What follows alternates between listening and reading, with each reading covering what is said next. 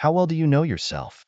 The field of individual psychology is almost entirely dedicated to increasing one's level of insight and self-understanding.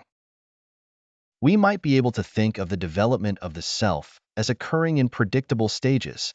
However, self-development isn't linear, nor is it always productive.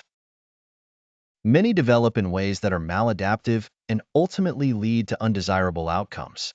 At the same time that we can be developing a true and ideal self, we might also be developing a false, pseudo, or shadow self. To that end, we must not only develop as individuals in an effort to get to know ourselves, but also be critical of and deconstruct maladaptive falsehoods that sometimes possess our identity.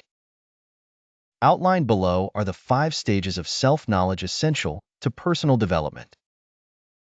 Self as facticity versus false self, understanding yourself through concrete facts like appearance and demographics. This stage lays the foundation for self-knowledge, but can lead to a rigid, false self if overly identified with these facts. Self as values and beliefs versus pseudo-self, defining yourself by your values and beliefs. Authenticity grows here, but a pseudo-self can emerge if values are uncritically adopted from others. Self as emotions and desires versus shadow self, gaining insight into your emotions, desires, and motivations. This awareness fosters authenticity, but a shadow self may develop from repressed or denied aspects of your personality. Self as purpose and meaning versus nihilistic self, finding life, purpose, and meaning.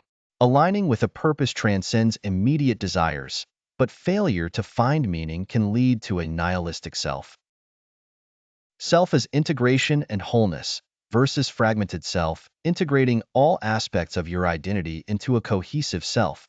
This stage represents self-actualization, but unresolved conflicts can lead to a fragmented self.